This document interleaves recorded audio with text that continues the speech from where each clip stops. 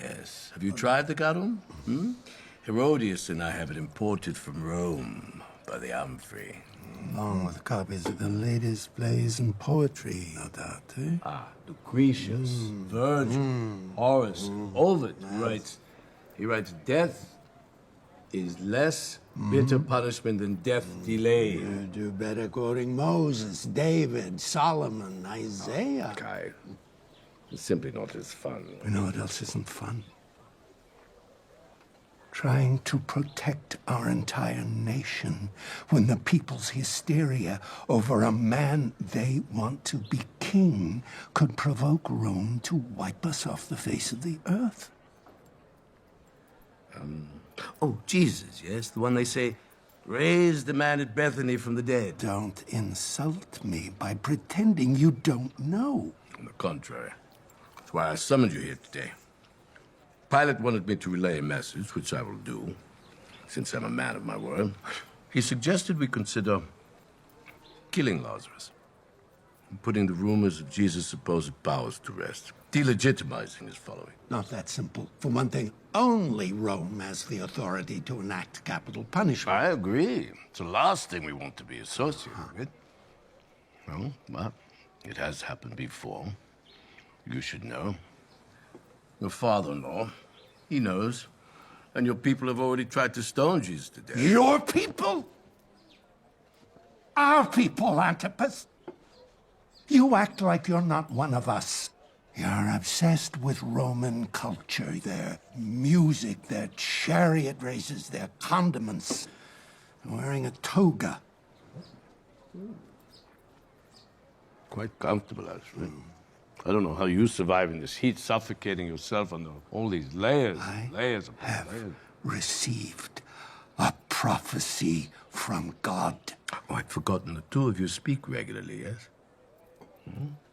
Has he said anything about me? The prophecy is that one man will die for the people so that our nation will not perish. Are you sure this prophecy came from God and not your wife's father? How dare I seem to remember Annas. I do have sympathy for you marrying into his family, by the way. Had such a penchant for killing his adversaries that Pilate's predecessor, Gratus, had him removed from the office of high priest. And I know he's still exerting enormous influence on you. Through your wife. I've never had someone killed via the influence of my wife. It was Salome who requested the head of the baptizer. Well, we all know who put her up to it, eh? Oh, Caiaphas, if you go through with this, you might keep your marriage and get a pat on the back from your father-in-law, but you will lose your job. The case against Jesus is thinner than a silk strand, as far as Rome is concerned. They have no regard for Torah, what you deem false prophecy, only for the rule of imperial law.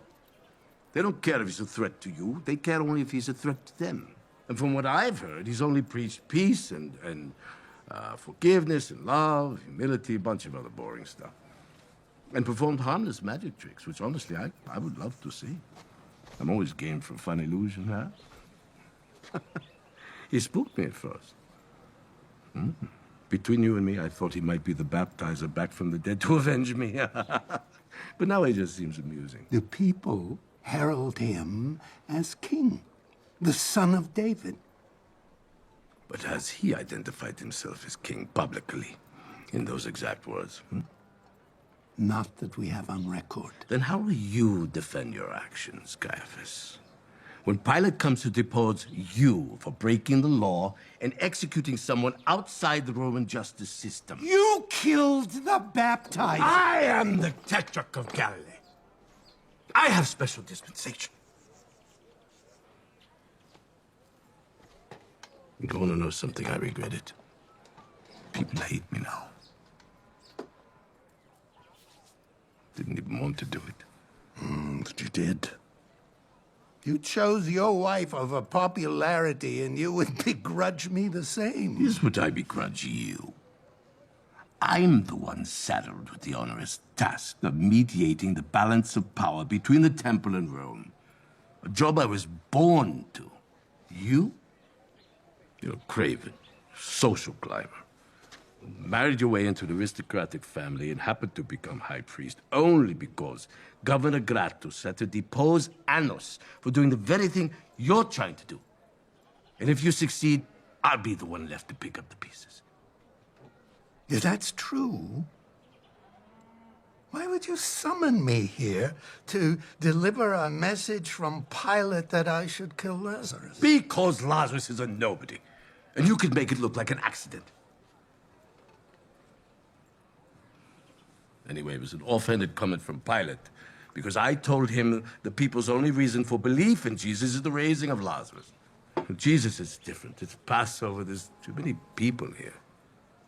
City's on edge. Your paranoia is clouding your understanding of my intentions. I'm under no delusion that my position as high priest could survive an illegal and unpopular execution which would likely prompt rioting in the streets. Then what are you doing?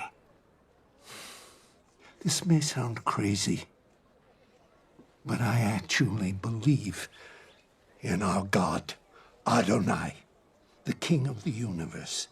And he told me that one man will die so that our nation will not perish, which means it will happen. Oh? Did he happen to say if the one man was Lazarus or Jesus? No. Thankfully, that's plain. Jesus is tearing the populace apart. Now, unless you want to alienate your subjects further, I plan to wait for Jesus to misspeak and incite the ire of Rome. And then they can take care of him before they feel the need to take care of us. Hence, one man will die. He hasn't exhibited a pattern of misspeaking about Rome. So I will prompt him.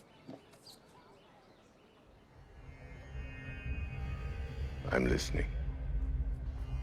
There is one thing the people hate more than they love Jesus.